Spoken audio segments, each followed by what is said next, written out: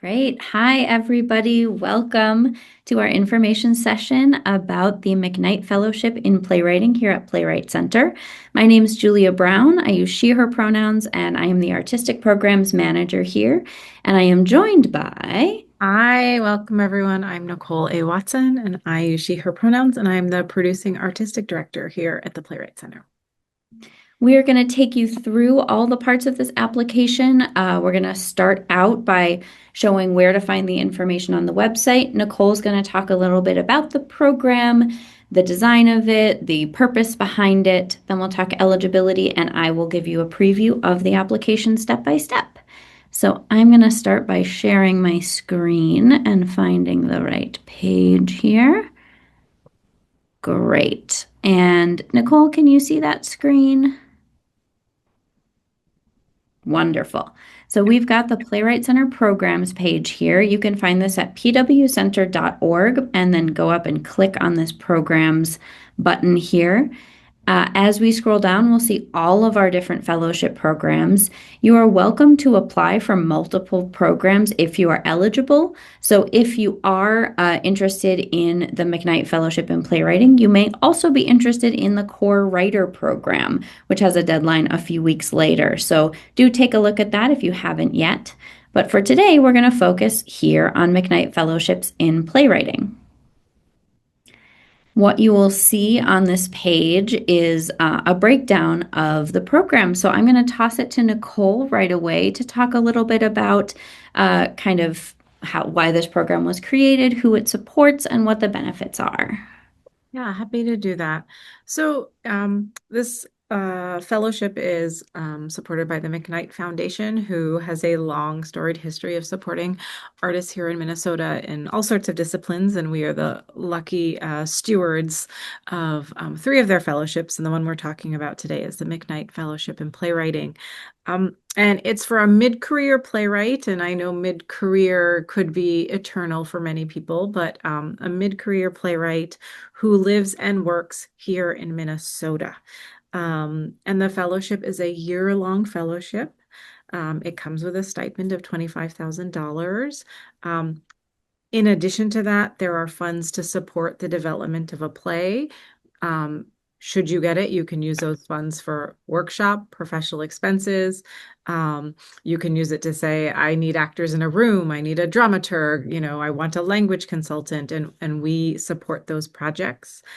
You also get travel funds, so you can use part of your year to go see shows, go meet other theaters outside of the state. It supports artists here, but we want you to be able to use your time to meet other folks, see what else, exists outside Minnesota. And then it's also a year of forging a relationship with the Playwright Center staff. We offer dramaturgical support. We'll read as many plays as you would like us to read. We can do introductions for you. We often have access to theater tickets. We have a lot of guest artists. We do a number of workshops. So you also have access to all of the resources here at the Playwright Center, and access to the staff who is here to support you. And even though the fellowship is a year, it is the start of a relationship with the Playwright Center. So you end up with 2 years of Playwright Center membership, which again gives you access to many online resources, in-person resources. And you can always apply again in the future, even though you have to sit out 5 years if you get it, but there are other fellowships available to you. As Julia mentioned, the Core Writer Fellowship. And so, for us, this is one of, I think, Julia, 9 fellowships that we steward and manage. But we really love this one because it gives us the opportunity to really spend a very concentrated amount of time with Minnesota-based writers and give them as much support as we can. And it usually is the start of a wonderful relationship. And I think that's what I've Yeah. got. That's great. That's great. So we talked a little bit about the benefits. Eligibility is pretty specific for this program. Applicants must be over the age of 18, have We say the legal right to work in the US because we do pay you this stipend and we need to be able to do that. You do not need to be a citizen. You just need to have whatever paperwork allows you to receive money from an organization. The fellowship term starts July 1st of 2026 and will run until June 30th, 2027. You do need to be a current resident of the state of Minnesota, which is defined as somebody who has lived in Minnesota since at least January 8th of 2025. So at least one full year before the application deadline. If you moved here more recently, do keep this fellowship in mind, but you will need to wait until next year to apply for this. You will also need to continue living in Minnesota throughout that fellowship year. Mid-career, as Nicole said, is kind of a nebulous term, and the McKnight Foundation primarily supports mid-career artists, but allows each of the program sites to define that based on their own discipline and field. So the way we define that here at Playwright Center is a writer who has had at least one of their plays fully produced by a professional theater. Now, what does that mean? It means that it's a full-length play, meaning it runs at least 45 minutes in performance. It had at least 3 public performances for an audience. It was a production, not a staged reading or a workshop, a full production, and everybody involved got paid. So that means you, your director, your designers, creative team, your full cast, your tech crew, everybody who worked on the show was paid. And we mean paid reasonably, like a stipend, an hourly rate, a weekly rate, not here's $10 to help cover your parking, an actual compensation for their labor on that project.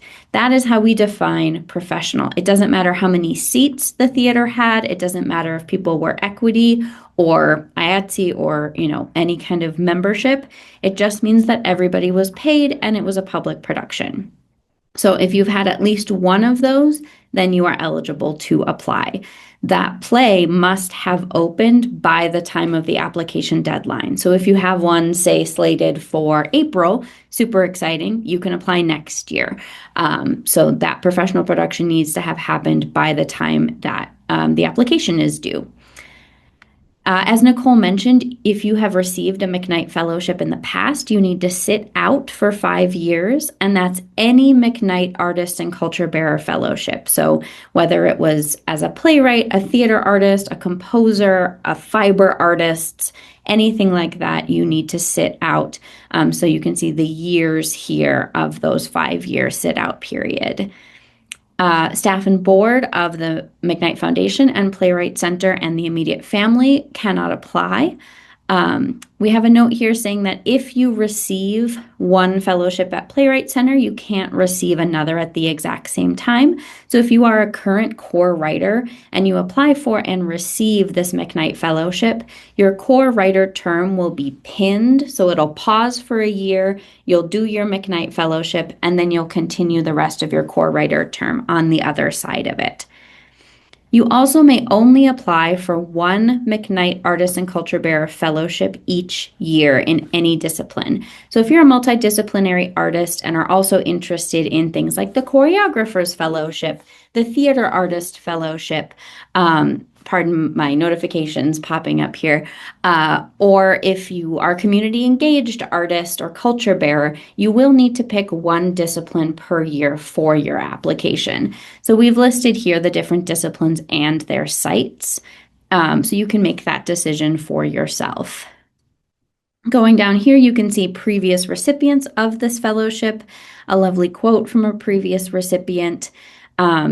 And then you'll see an outline of the application. I won't go through that line by line because we're about to do that in the actual application system. But down here at the bottom, you'll see a little bit of information. The video of this information session will be here where you see this lovely video from last year. So if you need to revisit and remind yourself of things we've talked about, do feel free to do so. I want to draw your attention to this lovely link right here. This is something that I'm really excited about that we put together this year. We reached out to a bunch of previous recent fellows and asked them for advice about the application process and what made their application successful or how they, maintain their application process and keep the keep the energy going. So if possible, I recommend that you click on this and take a look at what these previous fellows have said. I think it's really helpful and inspiring. We also held a free working session about creating artist statements in November, and we are going to hold another one. It was just scheduled yesterday, so we haven't updated the website yet. But the next artist statement working session is going to happen on January 12th, 2026 at 6 p.m. If you're interested in attending or just receiving the materials from that session, email me. You can see my email address right here, and I will share that with you. I can also share with you the session, the information from our November session to help you with this application. It involves some kind of advice, but also some writing prompts to help you dig into your artist statement. I'm also around for some open office hours. There's one next week that I will be here for. So if you would like to come and talk to me in person, particularly if you live in the Twin Cities area, feel free to drop by, but connect with me at any time with questions. And finally, our deadline is right after the new year, so make sure you've got your calendar notifications on. It is due Thursday, January 8th. So now we're going to go take a look at the application. I'll show you one thing about this website. You'll see this little bar at the bottom that talks about accessing the application. When you first click on this link, that bar does not appear. You have to scroll down a little bit in order for it to pop up. So sometimes that's a little confusing for folks who are looking right at the top of this page and they can't find the application link. If you scroll down, then you'll be able to find it. So you can click right here on this apply button. And here we go. Now, even though it says Playwright Center in the upper left corner here, we have actually left the Playwright Center website. We're now on a website called Slide Room. You can find it in the URL here. That's how you know you're in the right place. I mention that because some of you who are applying are Playwright Center members, so you're used to logging in to the Playwright Center website. Because Slide Room is a completely different system, your login for as a member won't necessarily work here in Slide Room if you've never made an account before. So if you're entering your membership passwords here and it doesn't work, that probably means you need to sign up and create an account.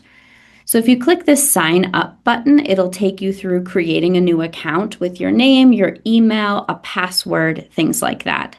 I already have one, so I'm going to just enter my information.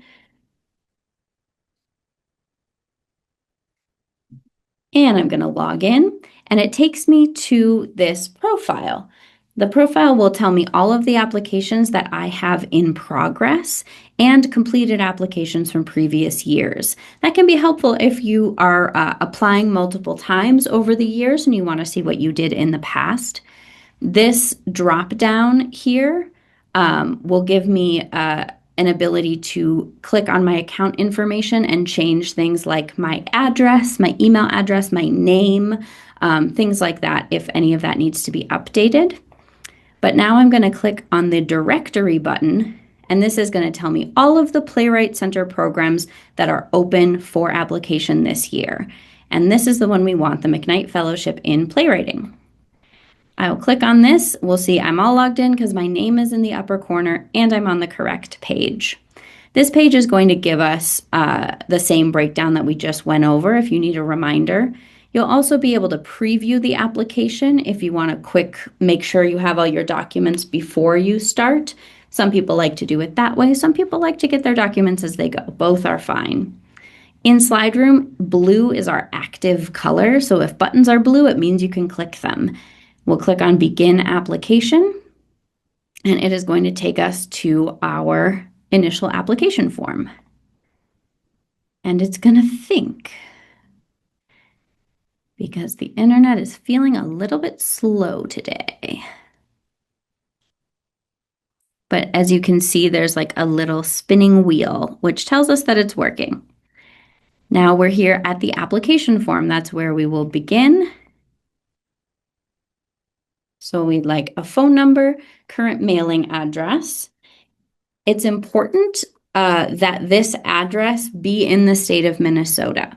If for some reason you're receiving mail elsewhere, but you are a resident of Minnesota, I would ask you to give a little bit of context for why you don't have a Minnesota address, because if I see a Minnesota mailing address, I will reach out to you and say, I don't think you're eligible for this program. This is one of the ways that I check eligibility.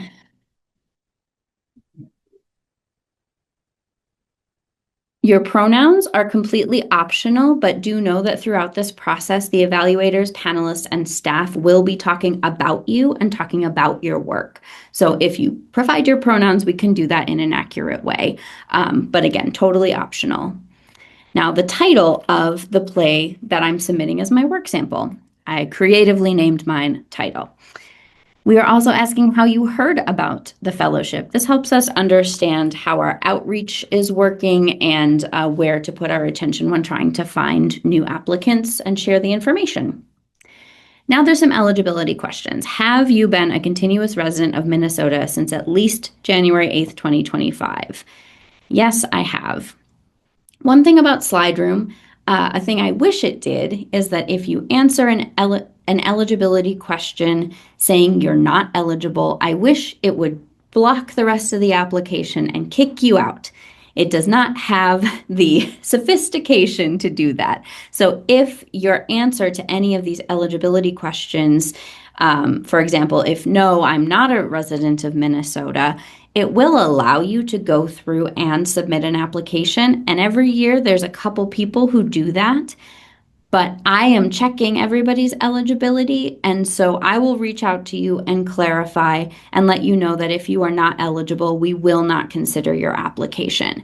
So I just want to encourage, because there's some people who do it every year, don't waste your time applying for something that you're definitely not eligible for, because that's just your time that you put in, and we will not be considering any applications from ineligible writers. If you're not sure about eligibility, please reach out to me first before you do all of this work so that we can make sure that your time is used in a productive way. Next, we'll ask if you've received a McKnight Fellowship in the past. If you say yes, you'll see another pop-up asking for more details about when it was and what discipline it was. But I'm going to say no because I have never had the privilege.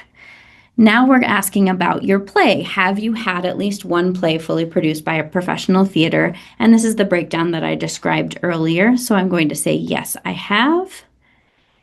And are you eligible to apply? This breaks down all of those rules again. So I'm going to say, yes, I am. And I understand I can only apply to one of the McKnight programs this year. So I will say, I've not applied to any other disciplines. This last question is a breakdown of the McKnight Foundation community values that the foundation provided to us. And it's helpful for you to take a moment and look at this and just understand a little bit about the organization and the foundation that you are proposing to get into a partnership with, to make sure you understand why they do and how they do what they do. So I'll say, I've read this statement of values, and then I certify that this is all my information and as correct as I can make it. You'll see there's an auto save here at the bottom, so I can click Save Changes, but it also auto saves every few seconds. So as long as it says Changes Saved at the bottom, you're good to go. There are two ways to move on to the next step, either this Continue button or the Next button. They both take you to the same place, which is our second form. This is a demographic information form. If you have filled out this form previously, either in an application last year or for another program, you can copy your answers if nothing has changed. That might save you a little bit of time, but if you have not filled this out, then we'll take you through each question. There's a couple of things to note about this demographic information form. The most important one is that it is not visible to any evaluators or selection panelists. It is only accessible to myself, Nicole, Peron Yusufzadeh, our Associate Artistic Director, as the folks who administer these fellowships. And the demographic form is this is not part of your application, so this is not a way, it's not designed as a way for us to get to know everything about you and everything about you as an artist. That's not really the function of demographic forms. It's about tracking data over time and particularly looking at power dynamics and how they influence who applies for and who receives opportunities. So you may find that there are some questions that we don't ask here that you feel are relevant to your application. Any information about yourself, your identity, your lived experience that is important to you and that is important for the panelists and the evaluators to know, that needs to be somewhere else in your application. Your artist statement can be a great place for it. But anything that's shared on this form, the panelists and evaluators will not see. So I just like to give a little bit of that context. There's a paragraph here that I recommend looking at. It talks a little bit about what we do with this data. It's something that we track over years. It is something that is anonymized. So when we look at the data and the statistics, your name is not part of what we're looking at. We're looking at overall numbers. Some of this data is shared with the foundations that fund these programs as they request it. We also track this data from the evaluators and the selection panelists as well. So folks on all sides of this process are asked the exact same questions. So once you have a second to look through this explanation, you can click this button and it'll take you to the first of the questions. You'll see that every question has a decline to answer button. You are welcome to click that for any of the questions that makes sense for you. There's also a write in button. And if you click the write in button, a little text box is going to pop up so you can add any answer that doesn't show up already in a list. The first question is about racial groups that you are affiliated with. You can click as many boxes as apply or again, decline or write in. I'm going to answer for myself. There's also a box here if there's more that you would like to share with us regarding the racial groups that you're affiliated with. If there's something that wasn't reflected in the list that you want to add more specificity, that is completely up to you. The next question is about gender terms that apply to you or that you identify with. You can click as many as apply. The next question is about sexual orientation, and similar as many of these terms as apply to you, you can choose or decline or write in. You can also choose a box and also write in if one of these boxes makes sense for me, but I also want to add another. The form does let you do that as well, and that's totally fine. Next, we ask if you identify as someone who is neurodivergent and or as a person with a disability or disabilities. In some people's experience, those two things are related. In some, they're totally separate. So you can click, for example, I'll click I am neurodivergent. I don't identify as a person with a disability, so that's how I'm going to fill it out. There's some definitions here in the explanation in case there's some terminology that would be helpful to have that broken down for you. And question 7, again, is optional, but if you would like to expand on your experience of disability and or neurodivergence, this is helpful as we are always trying to make our processes and our programs more accessible and more navigable for more people. So if there are things that you want to share about your experience that might help us provide more resources or change how we do these application processes, that can be super helpful. Only if you want to, though, completely optional. The next question is about English language proficiency. And again, this is about tracking data over time and about power dynamics. So we're not necessarily asking what language did you study in high school or what's a language that you know a couple of words of. We're really focusing on the primary languages that you use in your day-to-day life and in your professional life.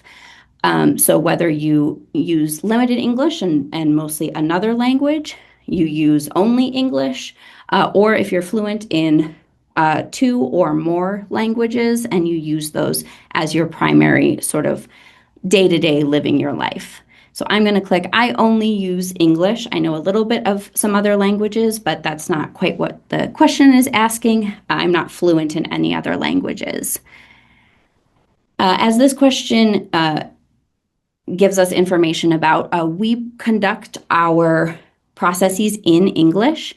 We don't currently have the capacity to provide multilingual application processes, but if that becomes possible in the future, based on resources, it can be helpful for us to know what primary languages folks are speaking and what would be most helpful for us to focus our attention on. So if you'd like to share what other languages you use primarily, this is the place to do that. The next question is about your age range. Pretty self-explanatory. You can pick one or you can decline. The next is your education level. So the highest level of education that you have completed in your life. Click any that apply or decline or write in. The last question is about household income. So your estimated annual income of your whole household before taxes. You can click that. If you're unsure, there is an unsure button. I know that can be unclear for some folks in different years, or feel free to decline. And then the last question here is asking if you have any feedback. We reevaluate this survey every single year. We take a look at the language, we make updates. A lot of that is based on the feedback that we receive from applicants, from evaluators, folks who go through and fill out this form. So if there's anything that you would recommend that we do differently, or anything that was, hey, that was really clear, or something like that, that would be really helpful to know. But again, completely optional, only if it comes to mind. And then we finished all our forms. So we will continue to the next step. You'll see at the top, the Forms button gets the happy green check mark. That means you are done with that stage, on to stage 2. Attachments is the meat and potatoes of the application, right? This is primarily what's being evaluated. You'll see a note here about how the evaluators weight the application materials. The artist statement and the supplementary materials are weighted about 25% of the score, and the script about 75%. So each fellowship program has a different breakdown of sort of where the main focus is of that application. For this one, the script really counts for a lot because that's really what they're evaluating. You're not necessarily proposing a specific project to develop in the future, or, saying, I need this because of financial concerns or anything like that. It's really the script that's being evaluated. There's also a note here, as I mentioned before, the primary language that we use is English. That doesn't mean you can't have other languages in your script, absolutely, but just know that we can't guarantee that any of the evaluators have a facility in languages other than English. So if there are other languages in your play, you may want to provide some context or translation, or if you intentionally want it to be untranslated, that can be helpful to maybe make a note about. Completely up to you, but just know that that's the only language we know all of our evaluators use. Your first document is your resume. Maximum of 3 pages. This can be any format. We are not specific about how many columns or what you include. Completely up to you what you feel is relevant to this application.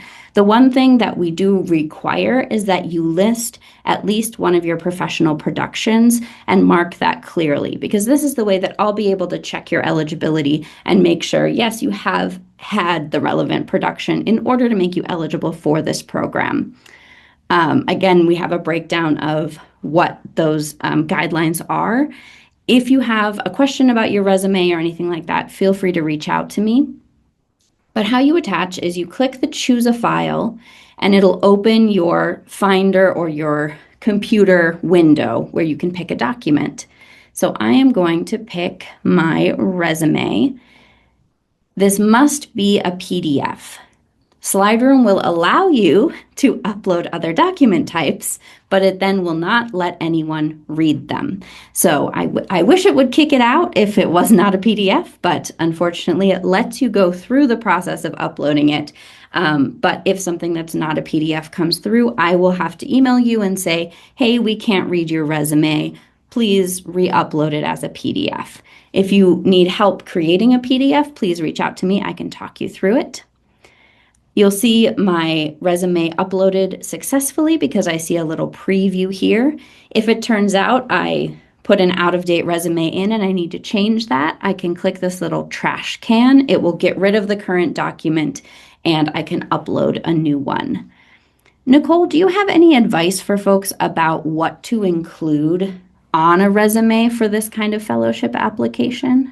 Yeah, I mean, I think sort of the plays you've worked on, other writing assignments. I think people get worried about the length of a resume or like how much should I have, but the resume is I would say a sort of uh more easily readable way to see the work that you've been doing. Um if you've gotten if you've been finalists for other awards or received other awards, you can list that. Um, you can list your productions. You can list your other art-related jobs. I mean, it is a playwriting award, and we know that playwrights do so many things. But I also say don't worry about focusing your playwriting resume to that specific work that you have been doing. If you are also an actor and you're also a circus person and you're also a this, those are amazing, but those don't help us get a sense of who you are as a writer, which is what the playwriting resume is set up for, in addition to your play and your statement. So it's part of a whole. Yeah. Awesome. Thank you so much. Yeah, and I think that point of this, you're telling an overall story with your application. So make sure each part of the application supports your sort of overall argument, which is I should get this fellowship. Yeah. And The I'll just next, quickly oh say yeah, before we go to the artist statement, the reason why it is a part of a whole, and I encourage you all to make sure that you sort of limit redundancy. So if your playwriting resume lists the plays you've written and worked on and had workshopped and or produced, or I mean, there is, just that, make sure your artistic statement isn't a paragraph listing those same plays, right? Because then we are sort of looking at the same thing twice, and we really want you to think of like there are these different ways in which we get to know you. absolutely. That is a great point. Because this next document is your one-page artist statement. It is a maximum of one page. If it goes over by like a line onto page two, I won't mark you down. But if it does go on to a full second page, I will ask you to shorten it and resubmit. So I clarify that because it's kind of prime real estate in your application, and so you want to make sure that this is used effectively and sort of talks about your work, sets up your play, gives context for where you are in your playwriting journey. There are some prompts here talking about your artistic goals, your vision as a theater maker. Why is playwriting what you do? What are you achieving by your playwriting? How do you see yourself fitting in to the theater field? And also, how does this play that we're about to read fit into your body of work? What do we need to know about the play as we read it to really understand you as a writer? We're also asking that you talk a little bit about how you would take advantage of the fellowship resources. So, are there other pieces that you might want to develop? Are there connections that you want to make either here in Minnesota or nationally with your travel funds? Is there dramaturgical support that you want to receive?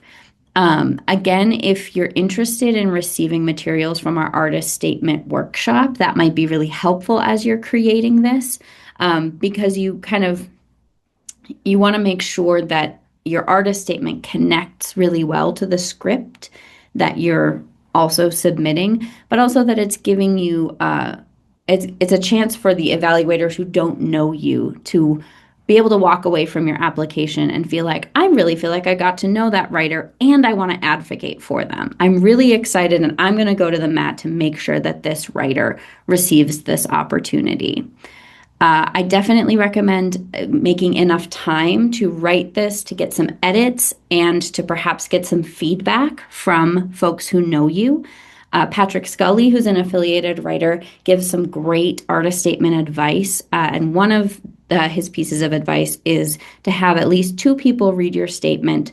One who knows you professionally, but isn't like a super close friend or family member, and another person who might be a close friend or family member, but who hasn't worked with you and maybe doesn't necessarily know the ins and outs of your professional life. And that both of these people should recognize you in the statement, but both of them should also learn something new about you, right? So you want it to represent you, but also represent your career. Nicole, any artist statement wisdom? Yeah, sure. It is an opportunity for us to get to know you. And I know that the one page won't encompass all of you, but I always encourage people to think specifically about their why they are an artist. You know, I don't say this because I don't believe it, but when you read statements that say, I believe theater is powerful, I believe theater can change hearts and minds, I believe theater can save the world. Um, I don't say don't write that because those things are not true. I say it that that's a very broad way to think about what the potential of writing a play can do and how you locate yourself as an artist.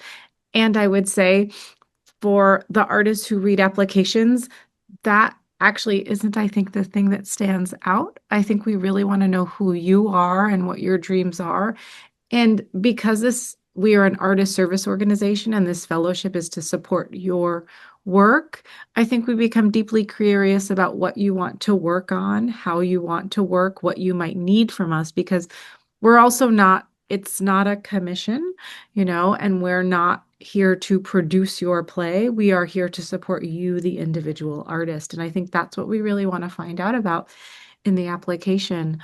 Um, we don't then like look at this and go, you said you were going to do this, make sure you do it. But we do want to have a sense of what your needs are and to make sure we can provide them. Um, and I think the other thing I would say, I almost lost my train of thought. One moment. I might pop in and sort of yes and Oh, what go you yes, and while I try and find my thought. yes. But what you said about kind of these general theater is, storytelling is, everybody who reads your application is a professional theater artist. They are directors, they're dramaturgs, they're other playwrights, they might be lit managers, educators. They're people who have also dedicated their lives and careers to theater and storytelling. So you don't need to tell them that theater is important. They think that. That's all they do. You don't need to tell them what storytelling is, why the concept of art should be supported. They all know that and already agree. So you can move on to step two, which is why you specifically. Everybody else in the application pool is also arguing that their work is important and that their stories are important. So why are your stories important? Why is the way you approach the work important and different and unique and something that you feel passionate about? Yeah. That is a great yes and I co-sign. I yes and. Um, Yeah, the other thing I want to say is like if you spend your artistic statement writing about how deeply invested you are in comedy or farce or writing about women or writing about this, and please make sure that the play you submit to us, I think this is the next part, is in alignment with that statement. So if you tell me you love comedies and then you send me the one tragedy that you wrote, um, and people should write as many different genres and styles as they want, but if your statement addresses a particular way you locate yourself as an artist, then I would encourage you to also make sure that the play you've submitted helps us locate you in that way. And if you're like, I really want to, I'm writing comedies, but I'm trying to write this other thing, let us know. But that's oftentimes also where the panelists, because we're looking at these three parts to make a whole, sometimes, that's an area where we feel like, well, you wrote that this is what you're excited by, and then the thing you sent us to read is not in relationship to that thing you said you're deeply excited by. That's what I wanted to say. Yeah, that is a great point. So I'm going to upload the artistic statement. You'll see the little processing bar. And so don't X out of the page or leave the page while that little processing bar is happening because then it won't attach. But now I see the preview. That means I've attached it. And now we get to the script, which is the biggest part of the application. We are asking for a full-length script, and that means a play that runs at least 45 minutes in performance. If you have a shorter play that you consider to be full length because of the style or the sort of genre of the piece, talk to me about it and we can talk about what, if that does constitute a full length play for this application. I will say it's pretty rare that we okay a shorter play just because in the past, when we haven't had this particular guideline, folks have applied with a 10-minute play, a 20-page play, and it just wasn't enough for the evaluators and the panelists to dig into and evaluate your craft. So we are looking for a full-length play, and you need to have had at least one produced. So we hope that means you have a play that you could submit. We are also only looking for plays written by you. This is an individual fellowship. We cannot split it between writers who write together. It can only be awarded to one person. And so the application needs to be for that one person, and the evaluators need to be able to know what you created so that they can evaluate your work. If you are submitting a play with music, you need to be the book writer and you need to specifically clarify who wrote the lyrics, if it was you or if it was someone else, so that the evaluators know, are they evaluating the lyrics in this particular case or are they not? If you are submitting a musical or a play that has music, we are only looking at the text. So you cannot provide demos or links to videos or audio or other things like that. The evaluators are brought on to this process because of their ability to evaluate text, not their ability to evaluate music and composition. And this is not a composer's fellowship, so we are only focusing on the text. Opera librettos are not considered as a full-length play script for this application. If you have received a McKnight Fellowship in the past in any discipline, this play needs to have been completed after the date of your last McKnight Fellowship. So as it says here, if you got a McKnight in 2009, 2010, this play needs to be written after 2010. So that probably only applies to a few people, but just make sure when you're choosing your play that it fits that guideline as well. And again, thinking about kind of what to choose, it's completely up to you. As Nicole said, think about how you're framing it in the artistic statement. That's super important. Sometimes people ask, do I submit my most produced play, my most popular play? Do I submit my brand new play I just finished a draft of and I'm super hype about right now? And the advice that I see kind of over and over is somewhere in the middle, which is choose the play that you feel is representative of your voice right now. So that might be, a play that you wrote a couple of years ago, but you still are feeling like that is my voice. That is a clean representation of, who I am as a writer. It might be a slightly newer piece. I would say a first draft tends to not be that successful because this is not an early career. This is not we're not evaluating potential. We're not evaluating the play that needs the most work and could really use a workshop. That's not what this application is. You are not proposing to workshop this play. This play is a sample of your strongest writing and what you feel is the strongest example of your voice as a writer. I would say if you're going to choose an older play, that is not necessarily unhelpful, but then it's helpful to use your artist statement to give some context for why you've chosen that. Because sometimes I have seen an application come through and they chose a play that they wrote 10 years ago and there's no other information given as to why they chose that play. And so what the evaluators come back with is, what have you been up to in the last 10 years? Who actually is the writer I'm hoping to support right now? I don't feel like I got to know that person. I got to know who you were 10 years ago, but there's no context. But sometimes, of course, life happens. People say, hey, I took a break from writing because I was caring for a parent, because I was, caring for children. I had a medical thing. That's absolutely fine, to give context for. But usually when an application leaves a lot of question marks and unaddressed sort of mysteries, it can be hard for the evaluator to fully advocate and sort of root for that writer because they just feel like they have more questions than answers. And that doesn't necessarily set the application up for success, if that makes sense. Nicole, I'd love any thoughts about how do you pick a script as a writing sample? Oh, goodness. Um, I knew you were going to ask me this question, and I still feel like I don't have a good answer. Um, I mean, you are showcasing the work you want to share with us and your voice and your style. And the panelists are reading the script. And so I would say for the submission, what do you think best reflects your voice? You know, um, while we at the Playwright Center develop a lot of plays, and we have definitely read first drafts and very rough drafts and unfinished plays, we'd love for you to submit something that feels complete to you, that this feels like the thing that you worked on and represents a sort of close to quote unquote doneness, because that's what we're trying we're looking for, the articulation of what will feel like your best work.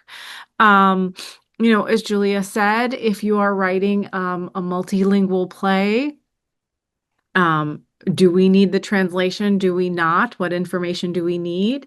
Um, uh, yeah, I sort of want it. I'm always like, it should be your voice, but what is the best version of your voice? And the ways in which actors get to rehearse, playwrights get to revise. So, that's what I think about.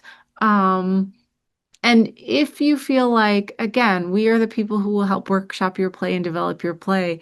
But if you feel like the best way one will be able to understand your work is if you were able to sit down and tell us all about it, you know, that's the play you share with us after you get the fellowship.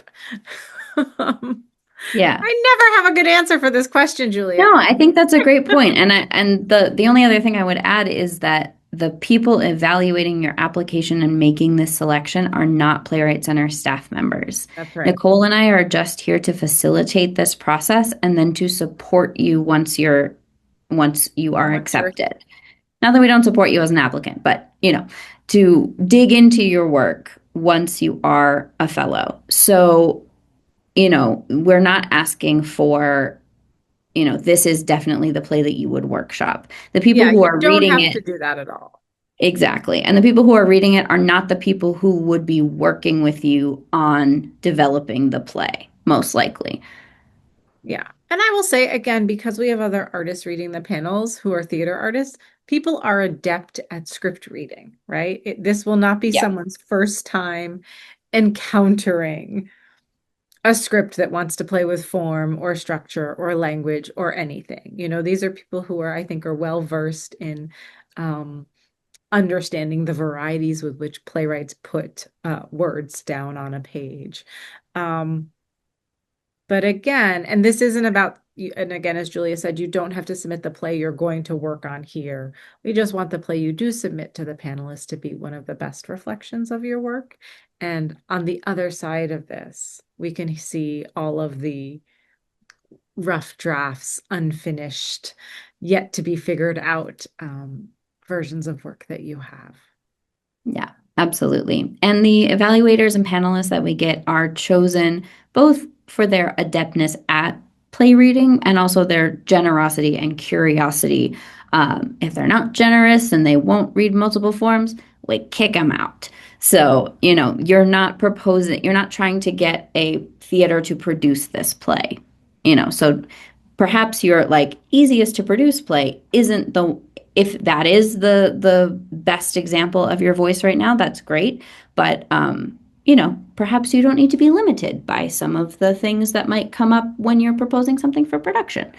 So yeah, And I would just also say that like we read for excitement, another thing about the panelists and panels in general is by and large, people come to those panels very excited by the work.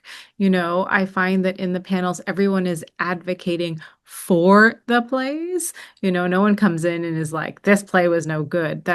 I will just be honest because I know people feel like panels are mysterious, but I just want to say, like, artists come in ready to engage and discuss and support and advocate and cheer on people in the process, so they become your champions. So, which is why we encourage you, the more specific you are in your artistic statement, so we get a sense of who you are, the panelists, I mean, if you send your best work, you are sort of setting up who will champion your voice during that process. yeah, absolutely.